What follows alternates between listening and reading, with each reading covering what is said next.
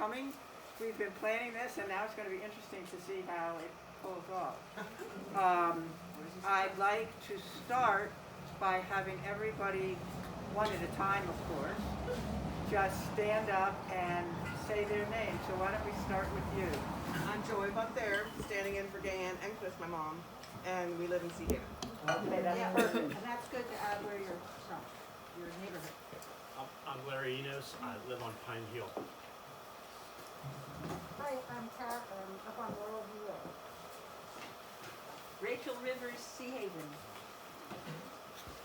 Chris Brown, Sea Haven. Tim Pearson, Upper Highland. Me. Oh, hi, I'm Barry Linder. I live on Keith Way, Inverness.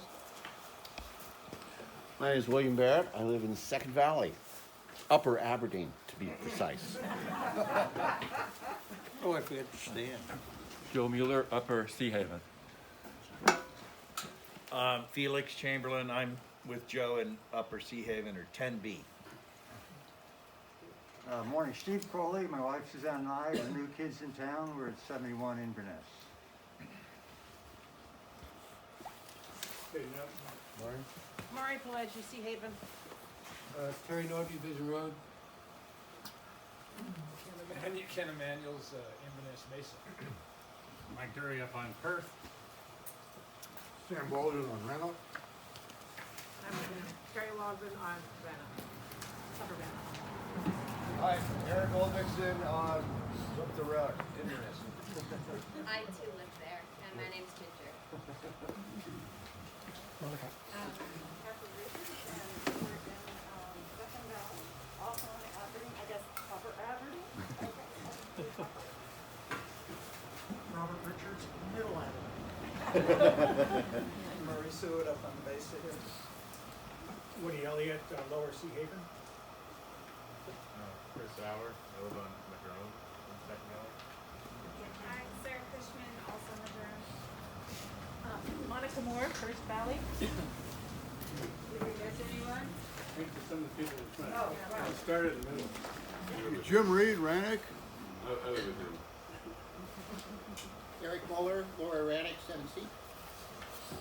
Tim Olson. I'm a resident at large. One of my firefighters.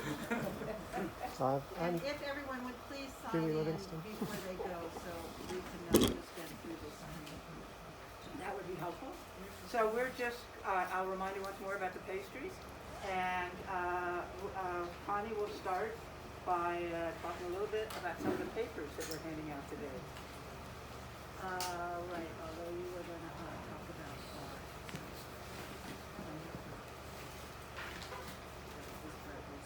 oh, all right, I'll do that. So this class aims to focus our thinking on what we would do if a disaster occurred in Inverness that required action from us. The basic procedure for all of us at all times will be somewhat adapted to keep the drill from going on for days. So we are going to modify it a little bit for the November 6th activities. But the basic procedure is that the firehouse will notify the IDC coordinators that something has happened that requires our activities. The IDC coordinators will notify the area coordinators. The area coordinators will notify the neighborhood liaison. And the neighborhood liaison will assess their homes and their status, and if they're good to go, they will then go out and assess their neighborhoods as instructed by the chain of command. Then at the other end, we report back up the same line. Each neighborhood liaison will provide a prioritized damage assessment to their area coordinator, either in person, on the form, on the phone, on the radio, on TAC 7. The ACs will report to us, and we will report to the firehouse. So it's the basic 1 point, down the line and then back up the line. Jim will report it to the Point Reyes radio room, the Marin County Fire, the Office of Emergency Services, or whatever else seems appropriate. So for the purposes of the drill on November 6th, we will modify that slightly, but that's basically, it's down the chain of command and then back up. And the basic point for the neighborhood liaisons is when you get notified that you're needed, you make sure that your family doesn't need you more, and then you go out and with your assessment forms or however else it's going to be, and do what you need to do. So for November 6th, things are going to be slightly different because it's not a surprise. You will be receiving on the night of the 5th, you will get one of these red envelopes at your door, which you will not open until November 6th at 2 o'clock. What about Publishers Clearinghouse? Yeah, right. Quick But, logistical question, who's distributing those? Sally and I, Okay, all right. because you told us to, but that's why it's different. So what's gonna happen, the neighborhood liaisons are the ones that get these, not area coordinators. The neighborhood liaisons get them. They will go out, with their damage assessment form, which is over there, which Fox is gonna, give you the basic instruction on how to fill these out. When you have your information on your form, if you don't have your form on a piece of paper, then with tax 7 on your walkie-talkie type radios, you will get in touch with your area coordinator and get the information to your area coordinator. The deal here is to learn how to prioritize information. You're going to be getting a scenario that's going to have a few different things that's happened in your neighborhood. And that's what it's practice for, is how to prioritize what's important. A little heads up, perhaps the dog walking around the neighborhood isn't a high priority. There are other things that are going to be happening. So you've got to... Speak up a little more. Yeah, the heater will go off in a minute too, that'll help. Have you heard anything? Have you heard enough? Should I just go on? When the car goes by, we can't hear anything. Okay, good. All right, so the neighborhood liaisons are going to, with their scenarios and in their envelopes, they're going to fill out their assessment form, which Fox is going to give some instructions about. But the training for you is to prioritize what's important and what isn't important, or what is less important. And you will go on tax 7 and report to your area coordinators in prioritized order. The area coordinators will then have to, again, prioritize their information, and they will get in touch with Sally and I. We will be in what's called here our Inverness radio room. We're on your fancy radios. You're going to be using the Inverness repeater, which is going to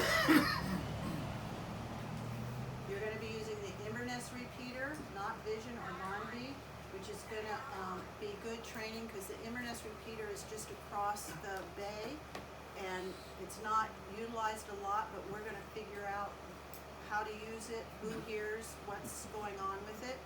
We will be in the radio room writing things down. We also have a scribe who's going to be with us, who has a sheet that she'll fill out, and then from there, information according to Fox is then prioritizing will go over to the Point Reyes radio room. Yeah. Question. So normally the area coordinators check in on either Vision or Barnaby. So this is not where we check in. It'll be the firehouse. No, it should show up on your Icon radios as Inverness repeater. Okay. But the neighborhood liaisons check in with the area coordinators on tax 7. Yeah, And I then understand that. Yeah, and then the area coordinators check in with the with us, and we check in with Jim on Inverness. There is a repeater that Rich and I put in across the bay that looks up our valleys quite well, so it has very good perception. And one of the reasons we're using that is also part of the training is an actual disaster, and you'll experience this when everybody starts trying to talk. It'll get really busy, and so radio procedures and protocols are going to be really important, and radio discipline is going to be really, really important. And one of the reasons we're using the Inverness repeater is it's designed so that when you have a lot of activity on either Vision or Barnaby, that repeater is discrete for Inverness, and so someone has to dial it up. So it doesn't, if you're listening on the normal radio check at 8 o'clock every day for your area coordinators, Vision and Barnaby both broadcast out on the same frequency. So that means even if someone's talking on Barnaby, you'll hear it on Vision, and vice versa. That's not the case with the Inverness repeater. It's discrete. So it means that will hopefully eliminate a lot of confusion and reduce the amount of radio traffic to a manageable level. We'll see.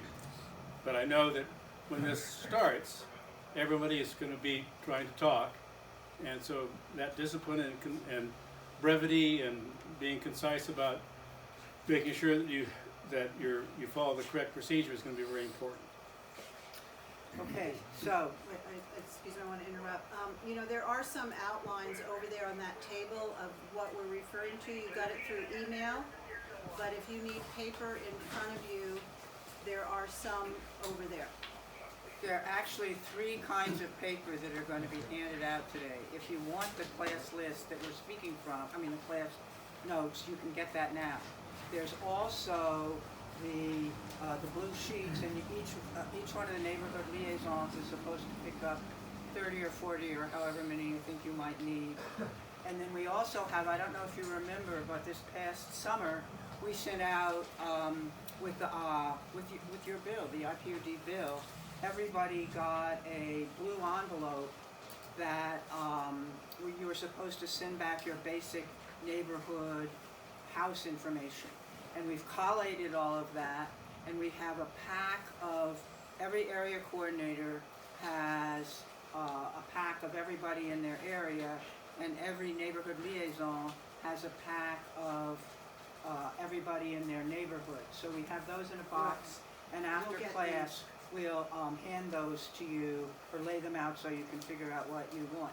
I should tell you that we're still getting them. I get 2 or 3 a week. If I had left something on my desk since July, it would be gone.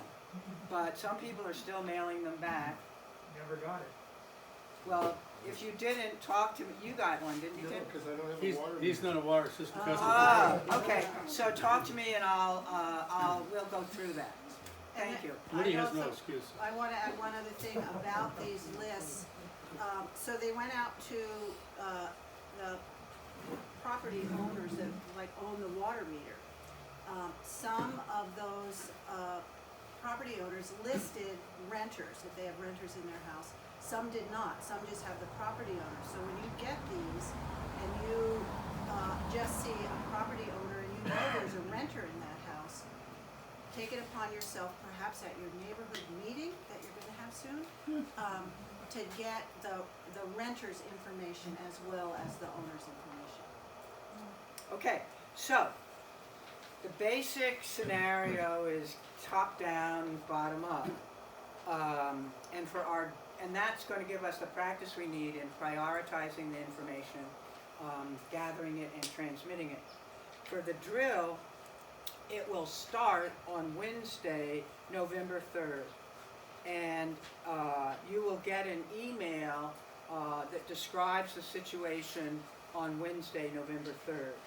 And it will underscore the basics of an IDC response to an emergency. Then an updated scenario pertaining to the conditions in your neighborhood at the start of the drill on Saturday will be delivered to your home in a red envelope on the evening of November 5th. And you're not supposed to open that until 2 p.m.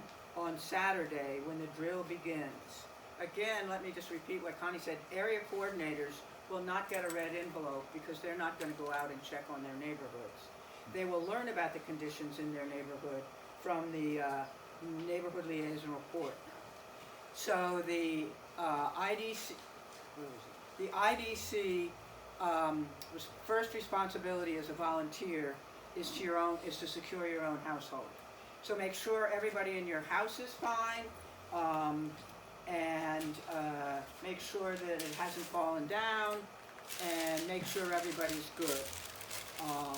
In this case, you will see no leaks, no structural damage, you will smell no gas. Some of your spices will be in a jumble on the floor. Maybe you'll be able to find the bay leaves. But basically, you're all good. At that point, breaking out from our normal down-up thing, neighborhood liaison will notify their area coordinators that they are good to go and that all is good in their household. And then they will do what the neighborhood, what the area coordinator says. Neighborhood liaison, so during the drill, so this is an assumption we're making. We don't know it to be true, but during the drill, we are going to assume that all landlines and all cell phones are not functional. So the NLs and the ACs will have to use the protocols and the radio training to report relevant damage, injuries, and situations that they encounter. So that's what we're going to do for the drill, because we're trying to practice on radios, because I think we've all amply demonstrated that most of us can handle a cell phone. However, in a real situation, please remember that 911 is your first resort. If it's available, use it, and make a note that of the fact that you used it, because one of the first questions you'll get asked if it goes up the line and you get asked, the people in the radio will the people in the radio room will need to know whether 911 has been called. So if you have called 911 and then called in the event or the finding to the firehouse, you have to tell them that you called 911. So now you've called in, you've told your area coordinator that you're good to go. Following that, the neighborhood liaison's next goal is to position yourself to be a data gatherer for first responders. And that's basically what our job is. You assemble your equipment, your wits to the extent possible, and you go out to assess your neighborhood and provide leadership. Again, we will assume that the coordinators have heard from the firehouse and communicated with the ACs, and we will assume that the ACs have contacted the neighborhood liaison. The drill starts with assessing your own home, and then you report that everything is good, because we're assuming it's good. If you must stay home and you have a backup, notify the backup in a real situation, or work out an alternative with the area coordinator for achieving the assessment. It's also true that it's always good to travel in teams, so if you can scrounge up somebody to do your assessment with you in a real situation, ask a friend or a neighbor or something to go with you when you do the assessment. The neighborhood liaison will use the damage assessment form, the blue things you just got, in assessing, prioritizing situations, and describing situations they encounter. The assessment forms are not like you have to fill out every jot and tittle. It's just supposed to give you some ideas. It might even, if you find yourself tongue-tied or at a loss for words, it might give you some verbiage so that you can be brief and concise and follow the protocols of brevity. And you don't need to fumble for words when you're using your radio. So that's basically the down, up, and how we have adjusted it for the drill so we don't have to spend the whole day. And so Jim is now going to never want to fumble for words. Is going to tell us a little bit about the forms and how they get used and where they might be useful. Does everybody have at least one blue form? I need one. Oh, I do have a question, which is, when the firehouse communicates with the coordinators, and you communicate with the area coordinators, how do we know? I mean, how do you get in touch with me as an area coordinator? well, I get to you as quickly as I can on whatever. But I'm not necessarily I don't know there's an emergency, know, I know, I'm gonna call you. you're gonna call me on the radio, cause there's no phones. Right, that's correct. So, I don't have my radio on all the time, every hour of every day, and I'm not in the same room with But in this case, you've turned it on because the ground is shaking violently and you know something's Oh, happening. okay, How if about it's an that? earthquake, but if it's a fire that I don't know is happening yet or something, or Well, then you, yeah, for the purpose of this, you know, we have to assume, like Sally said, we're making some assumptions about this. In real time, it's gonna be, you're gonna have to adapt to whatever the circumstances are. So if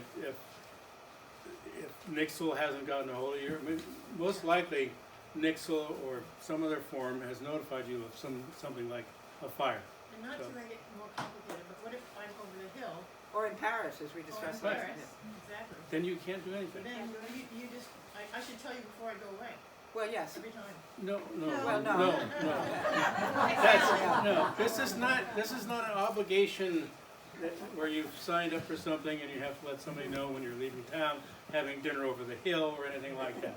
This is purely, it's all gonna rely on who's here and who can hear somebody else when this particular disaster happens. Okay. And so there, please don't feel like It's you, okay, I don't have a social life anyway, I have work. I'll be there. Good, yeah.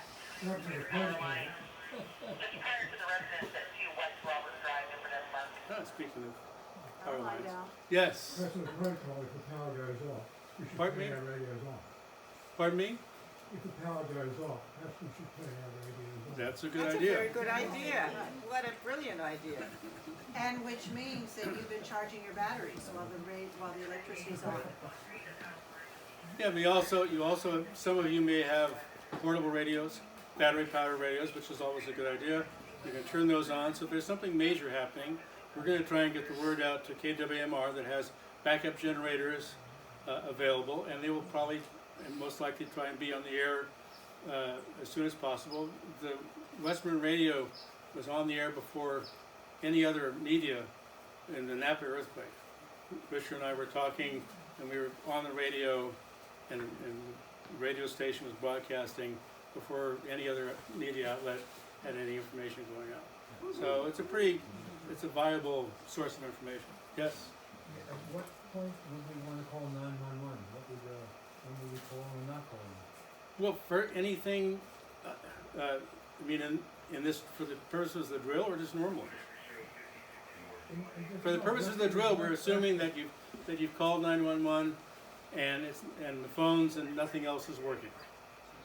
Okay. Because this is, as Sally said, the idea with this is to get out there in the neighborhood and practice the radios and to see how things progress. But the radios are working with no 911. That's good. Not in a normal emergency, but yes. Normally, this. if you find somebody trapped under a bookshelf in a collapsed house, you'd call 911. Right.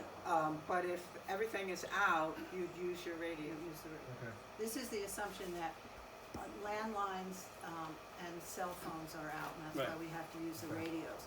If if you're in your neighborhood, you see your neighbor's house on fire, you call 911 on your phone, So this is, for the sake of the drill, we're using the radios only. Larry, you have a question? Yeah, I've been participating in the monthly drills pretty regularly, Mhm. and we've identified this gap Right. between me as a neighborhood liaison and the area coordinator. So Right. give up the radio and drive up to Dewey's house and let him know what's going on. I mean, no cell phone, no other way. It seems like that's the only option. You might have to do that, but it depends if you can reach somebody else. Okay, so that brings And up this a is one of the question. things. If we're overwhelmed with an emergency, and that area coordinator is trying to deal with his own neighborhood, to put the burden of my area or my neighborhood on that person, that seems like that's kind of an extra piece. No, it all depends on what the nature is, and I think I've talked about this a bit on some of the other drills. Your area coordinator may be out of town in Paris. So what you do is you see who you can reach on the radio. And then whoever you can reach, then that person tries to get to their area coordinator or whatever area coordinator is up on the radio, and that's the way it progresses. It's all about who you can talk to, and that's why radio discipline is gonna be really important, because if everyone starts talking at once, it's not gonna work. So if I can't reach the king of the hill, I reach somebody else. You say, okay, I've heard Woody up in Sea Haven, right? Okay, so Woody, this is Larry, on Pine Hill. Woody then answers, Larry, this is Woody, go ahead, right? Remember the back and forth. Yeah. So before you start talking to somebody, make sure they're actually listening to you. And it's a good, is it true that Phil Johnny can hear you? Have Yeah, you- Phil hears me. Right. Right. William Princeton. Yeah, so maybe, you know, in the next month or two, or with this drill, you know, just touch base with them that, you know, Dewey can't hear me, and Phil, I know you can hear me, and, you know, expect calls from them. Yeah, okay, thanks. And I can hear Phil usually, so I can be in the loop, but it's one Yeah. more step. Great, yeah, good. Yeah, At the it's end good. at the end of Fox's introduction to the blue form, or discussion of the blue form, he's gonna demonstrate how you add your radio and your earpiece to your vest for a very sophisticated look. So, we'll take a little break, and then we'll have more, pastries, and then, so don't go away, we gotta get this, we gotta get the, earpieces figured out. No, they're little, here, I'll demonstrate. They're little speaker microphones that can go on your radios.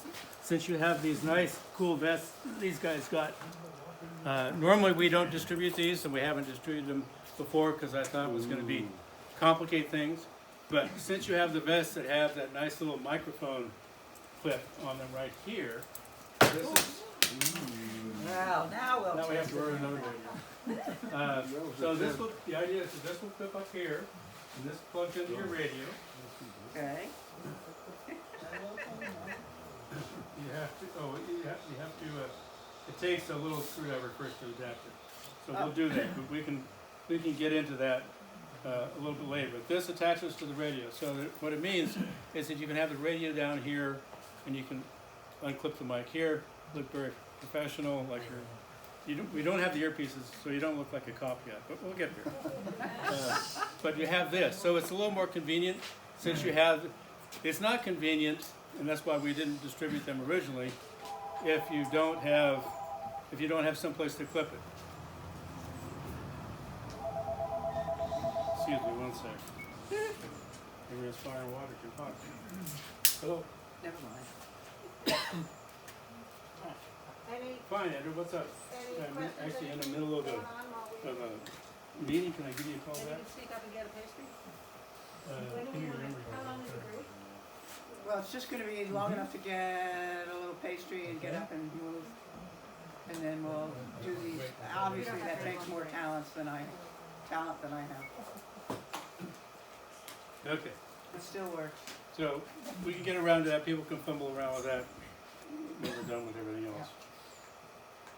Okay, where are we? With your You're gonna agenda. talk about the The forms, okay, like Sally said,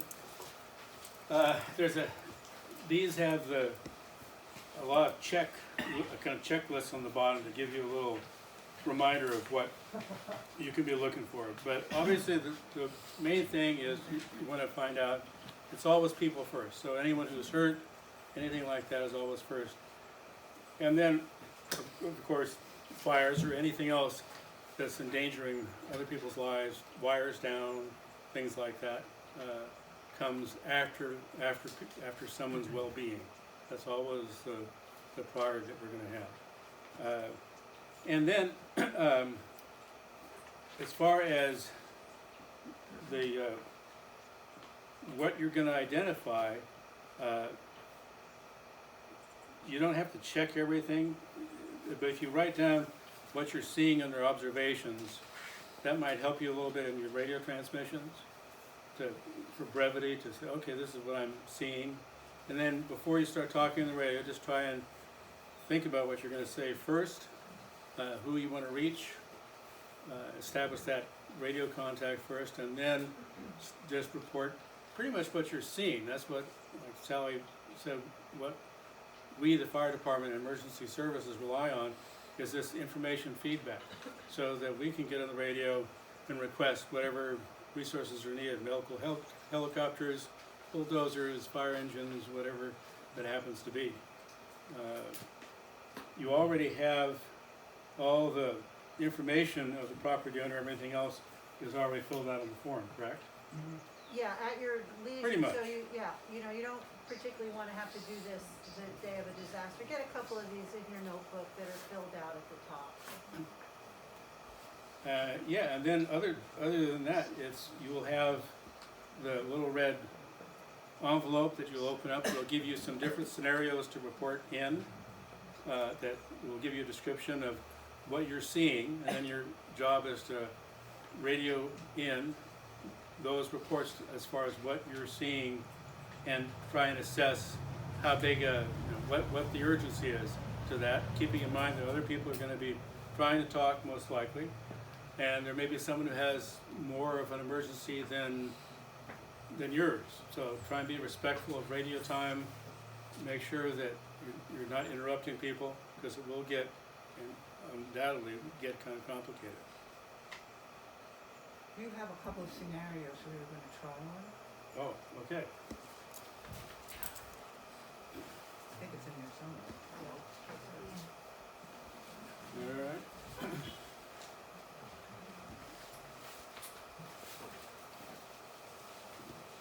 It's on the last page. Is that at the bottom? Okay, these are, Jim scenarios, okay. All right, didn't get to the bottom, the end of it. No, I didn't do my homework.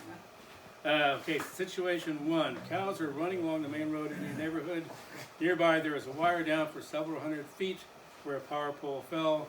The wire is draping the fence along the road. The power appears to be out in the houses, and you can smell propane gas in the area. So this is one of the, so there are a number of things that are happening here. Raise your hand if you think the cows were the #1 priority. Okay, no hands, that's good.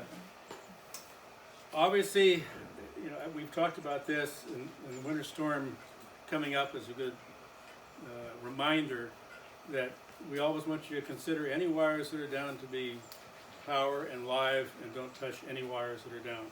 And that's for you as neighborhood leaders and liaisons and area coordinators. One of your main jobs might be trying to keep people away from doing crazy things like trying to cut a tree across the road when there are wires in it, things like that. So you can be a moderating force for a lot of people who get anxious about a tree across the road being an emergency. A tree across the road is really not an emergency. It's a tree across the road. So unless the ambulance is on the other side of it, it's not worth risking someone's life. Also, there's a general tendency for most guys to think that somehow their genetic code gives them the ability to use a chainsaw that they might not otherwise have training for. So, not that you can tell people to stop, but you might just suggest that they wait for the fire department or someone who's maybe a little more trained, that it's not an emergency. The fire department's going to be responding. So a lot of what you folks can do is just kind of calming people down, telling them, okay, we've got time here, unless it's a fire or somebody is in cardiac arrest, something like that. Obviously then that raises the stakes, and so you go with that. As far as the priorities here, well, it's the wire down, and then also the smell of gas.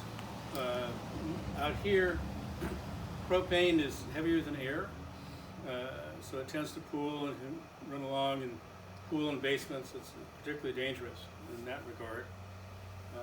So saying that you have propane, smell of propane and wires down are the two most important things you would try and convey in that scenario, obviously.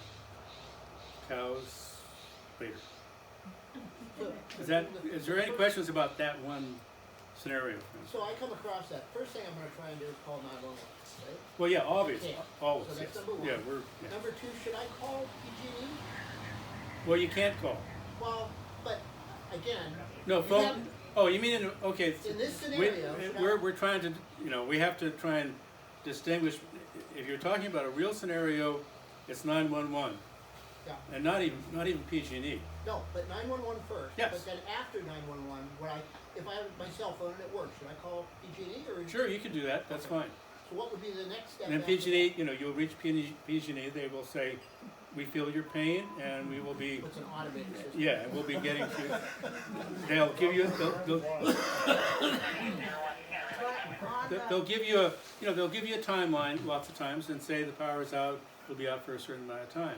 But that's distinctly different than what we're trying to do here with the disaster drill on the radios. Yes. One of the details here is the wire is draping the fence. Is that significant, or is that just? It is, because if that's a high voltage line and you touch that fence, that's the way firefighters die every year. Their adrenaline's going, they try and rush into a field to put out a vegetation fire, and they don't know that there's a 12,000 volt power line, 500 feet away that's draped over that wire. Oh, so it's just a wooden fence, it's not 6 foot. Any power line down is an issue.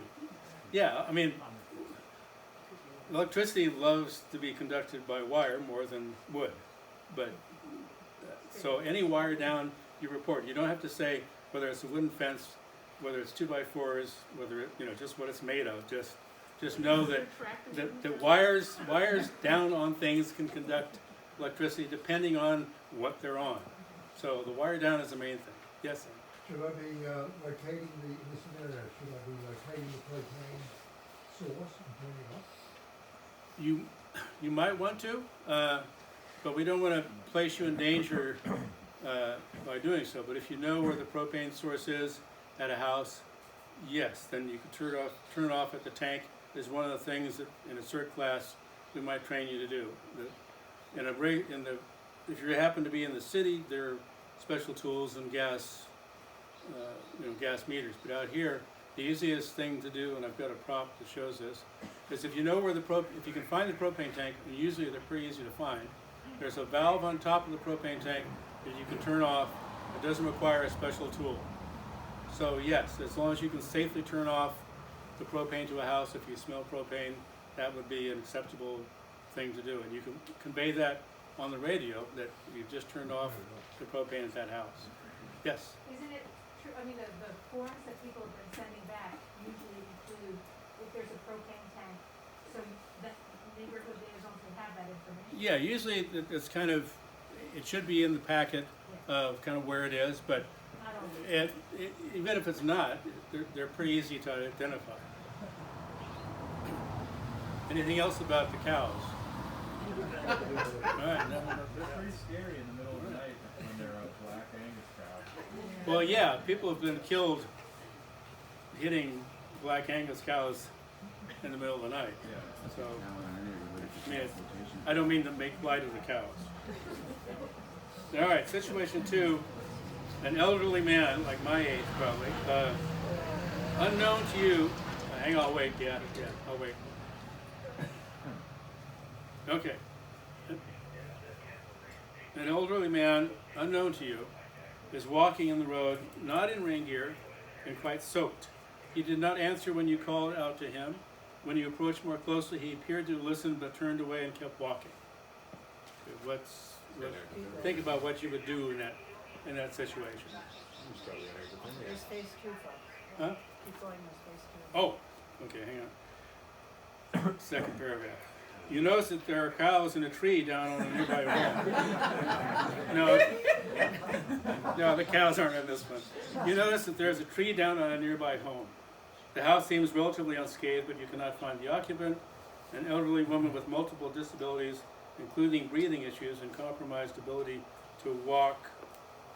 Lives there, I guess, would be the next. It stops there. Okay. All right, so priorities here. Think about this. What would you do first? Yes. Who said the leash? No, that was. Is that your Chris? Yes. No, your first priority is what is presented to you first in terms of someone's well-being. And that's the elderly person who's wandering around. So you don't want to lose track of that person because you don't know about the house. You just notice that there's a tree there. You know that there is a woman, an elderly person with disabilities in that house. So, but your first responsibility is what you've presented with first, which you know about. You don't know about what's going, you know that the woman with disabilities lives in the house, but you don't know what's going on yet. So, keeping track of that person who seems to be in an altered state and otherwise diminished capacity is your number one thing. And you might just say, can you come with me, sir? And just, I mean, the leash is maybe a little extreme, but you know, keep track of that person. Or if you have somebody with you, say, keep this person here. I'm going to go check the person in the house. Or if you have someone else on the radio that's nearby, grab them and say, please take care of this person. And then you can notify on the radio what's going on. You can say that I have someone who appears to be in an altered state, can't answer questions correctly, whatever you happen to be seeing. And also I need help to either have somebody take care of this individual so I can go check the house, or take the person with you to go and look at the house. If you can get on the radio, that's where the radio is useful, because instead of having runners and saying go find somebody, you can get on the radio if people are being concise and considerate on the radio, and there's ability to talk. So if that happens and it's not an overall emergency, and I turn on my radio, there's somebody listening. Wait, okay, what's the scenario Well, if you're it's saying this that case, because the where power just went out and you've turned on your radio? No, not the power went out. And now I see this elderly man wandering along the road. First I call 911, and if Yeah. then otherwise I call the radio. So, but if the power goes out and I get on my radio, there will be somebody listening at all times. There should be, yeah. And, you know, not everyone has a radio on all the time. I don't have my disaster radio on all the time unless I'm in my car, but I will turn it on, you know, obviously if something's going on, because I'm listening to fire department dispatch and other things. That's my first priority, not the. But Richard Dillman, you know, his radio's always on. so not to put too much pressure on Richard to be the go-between, but hopefully if there's some sort of activity going on, there will be people who have turned their radio on, depending on what's happening, and be listening. So if it's not Richard or it's not me, but if there's something significant enough, hopefully most people are going to be turning their radios on and listening. Right, because like I would. Either 911 is working or the power is off, and then radio people will go, power's off, we should turn my radio on. Yes, that's ideally. Brilliant suggestion. Okay, any more questions about that scenario? Yes. I know for me, just to put it out there, it's a matter of whether but for me, it's only one person that can hear me, and that person's often out of town. So just to add to that, you know, those drills that we have every month are good to know, because if they're often not at those drills, then you have a pretty good idea of who you'll be able to, you know, get a hold of or not. Yeah, and you know, you're up on top, so chances are you're going to be able to get a hold of somebody. Just one person, but they're out of town a lot. That's my point. You've only heard one person on the radio? Oh yeah. You think maybe we'd be able to? Yeah, Barely. that's kind of unusual, but that's something we can find out come November 6th. Do you hear Phil? Yes, but Phil's often out of town. Okay, and Yeah. Phil's getting very good about getting Carlos backing up these days. No. Not always. Yeah, no, The reason I know this is because of drills, so that's why it's good to do our drills, you know, so that we have a good idea. So that I just thought I'd put that out there. We don't. Just so you know, if you can't reach anybody on TAC 7, Marshall, Point Reyes, all those other TAC channels are potentially available. You might be able to reach somebody across the bay in Marshall. Oh, good to know. So that's why we have separate TAC channels, is because if you just had one channel, it's going to get overwhelmed. That's why we have this hierarchy of radios, and it works with the incident command system, which means you try to limit the number of things that any one person has to deal with to like a number like 5. Some people have the capacity to do more, some people less. But the whole idea is to set it up so that Sorry. Now you've done it. It's gonna blow up, everyone running. The whole idea is to, and that's why we're using, as I mentioned earlier, to use the Inverness repeater is to try and separate stuff enough so that things don't get overcrowded. Yes, Eric. With the Inverness repeater, using Joe's scenario here, will that increase his ability to communicate, whether it's? No, because that repeater only works with the AC, the higher priced radios that can hit the repeaters. But the same issue happens where that is right across the bay, and he may be able to talk to someone in Marshall on that same on another frequency on one of the air attack channels, and then relay that information that way. If he can't reach anyone on the TAC 7, if you can't reach who you're trying to reach, see who you can reach in an actual disaster. Be patient, because this all will be done. But can anyone hear me? You can try that. Yes. And the list shows the other TAC channels for Marshall and Point Reyes Station and things, as I recall. Yeah, there's a list. There's a list that shows shows the other tactical channels. So pick one, like pick the Marshall one, because that obviously would be best line of sight for you across the bay. Yes, George. That was my question. We would use different channels. Yeah. Yeah, turn that.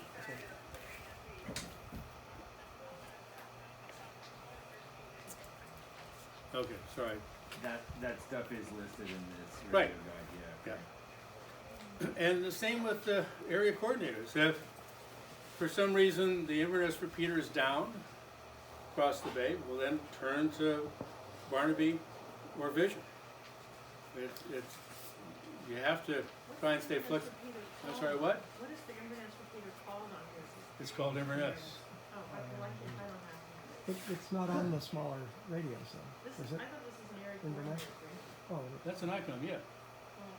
Here, let me, well, Push the buttons. see the tech committee afterwards, and all. But it should say, if you turn it on, it should say Inverness on one of those channels. How many people do not have radios yet? I know there are a couple new ones here. So, Monica, the Cushman. Okay, that's it here right now, okay.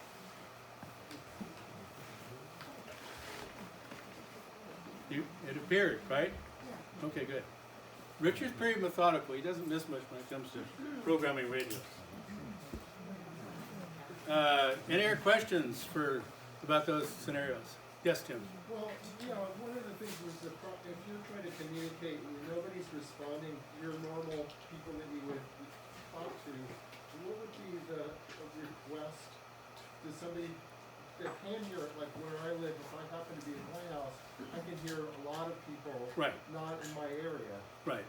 And when do I break in and say, yes, I can hear you, and what's your question? When you hear someone plaintively out there saying, "Can anyone hear me?" Okay. As simple as that. It might be in an actual emergency, yes. For our purposes of the drill, don't wander off into other attack channels. Try and stay on TAC 7.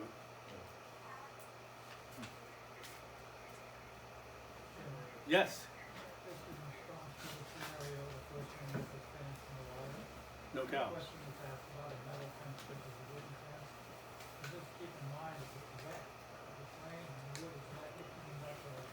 Yeah, no, that's what I said. It doesn't, material, it doesn't matter. For if there's a wire down, assume it has 12,000 volts or whatever in it. Don't get close to it. Well, yeah, if there's a wire, stay away from down wires. Own some rubber boots. Yeah, just remember that lots of times people assume, I could do my whole wires down in class here, but people tend to assume that actually, maybe I will, for the purposes of this. Hang on 1 second.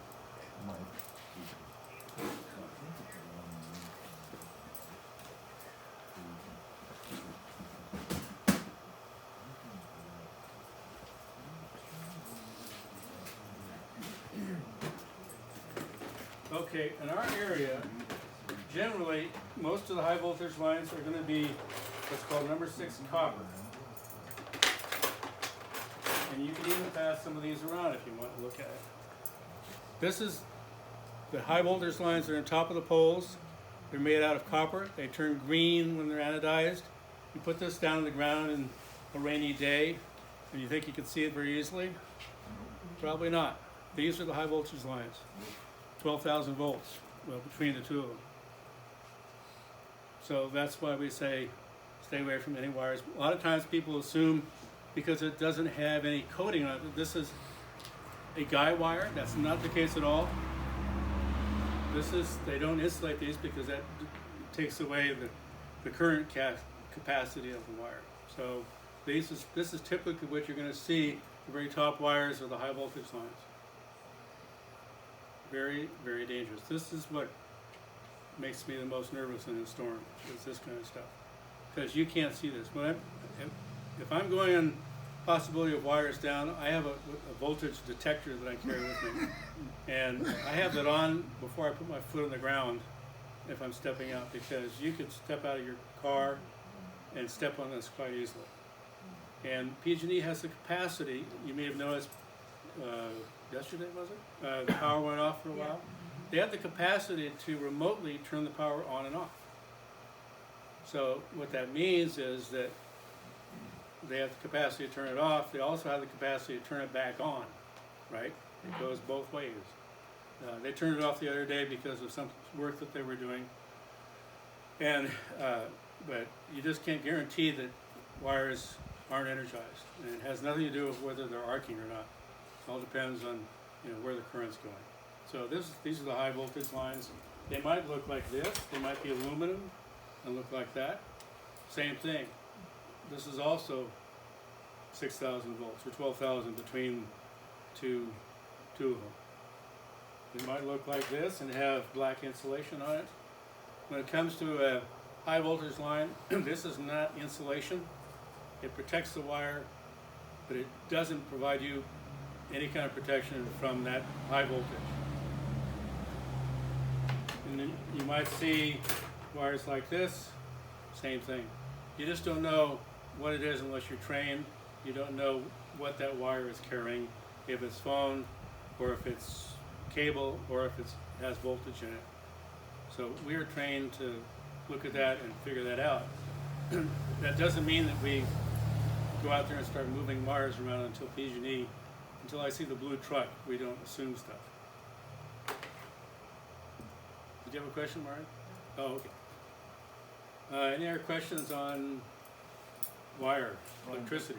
Just to be clear, that voltage is coming off the pole and in the line to your house as well. So it's not high voltage to your house. It isn't? Okay. No, but that doesn't mean it can't kill you. Right. In fact, probably, it's kind of like the difference between getting killed in an automobile crash and in a plane crash. The plane is more dramatic, but you're just as dead.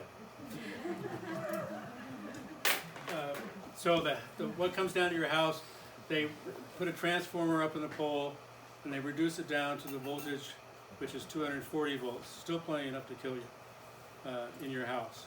So that's why they have things called, in your bathrooms or outside, they have what's called a ground fault interrupter.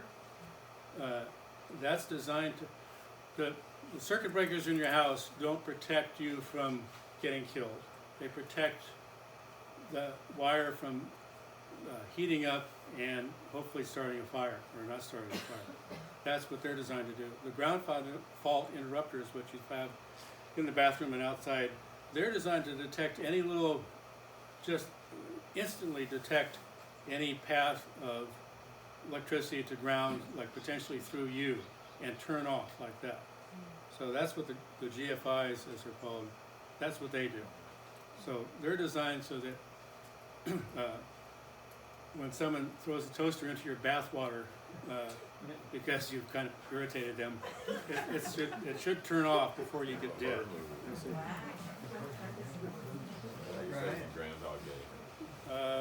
Any more questions about either electricity or cows? Okay, everybody should leave here with 3 souvenirs.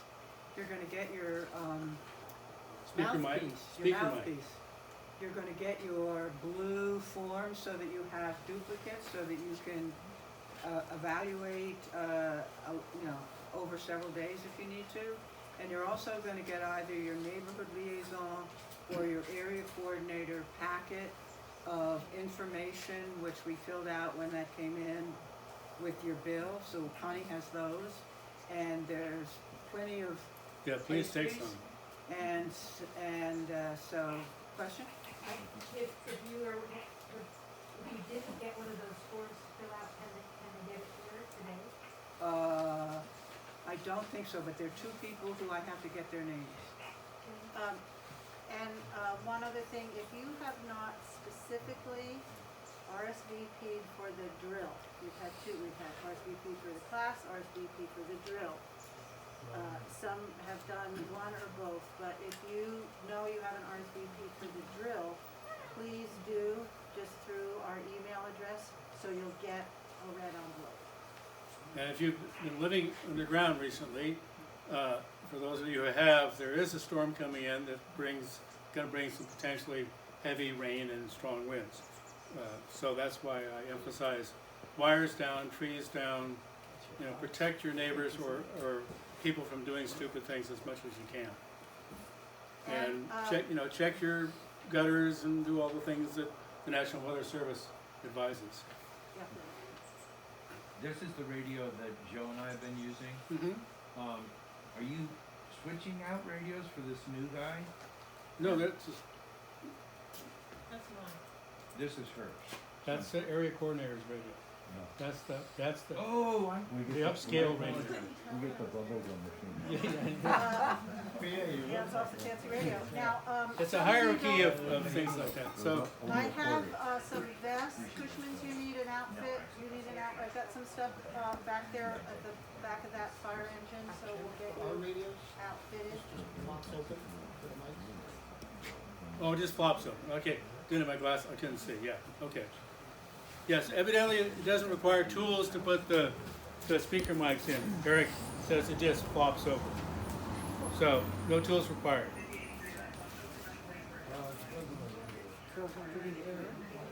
I'm done. If So make people sure have, you don't leave without your, make sure you don't leave without your speaker, your blue sheets, and your neighborhood packet, and your pastries. And one thing more about this is going to the area coordinators, and so the area coordinators will have a packet of everyone who responded in their area, and then they have another packet to give to the various divisions in their neighborhood. Various what?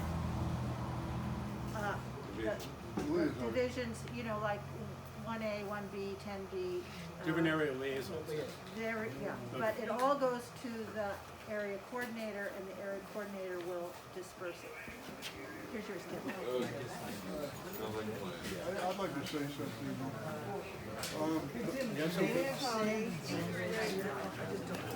Excuse me, we have. Hang on a second. Hang on, everybody. Jim, Barry. Tim, hang on a minute. Jim had something he wanted to say to the group. So, I'm an area coordinator, but I also have a backup. That's Barry here. And if I know I'm going to be gone, I transfer the radio over to Barry. And I would suggest to any other area coordinators to have a backup and do the same thing. That way, if an area coordinator's gone, there's another one to replace it. Yeah, if you can do that, absolutely. Thank you. How about a thanks for Sally and Connie? Yes.